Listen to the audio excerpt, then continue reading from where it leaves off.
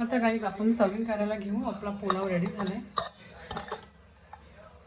पहा, एकदम yummy yummy pulao ready झालाय गाईज खाण्यासाठी. हा हा हा, गरमा गरम. तुम्ही टेक्स्चर बघू शकता पुलावचा. हे पहा. हो हो हो, मस्त. चला आता आपण असं वाढायला घेऊ.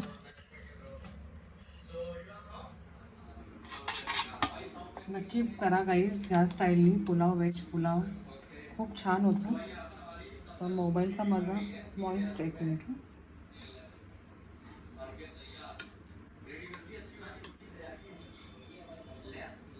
कसं वाटलं गाईज पुलाव? प्लीज मला कमेंटसुद्धा करा.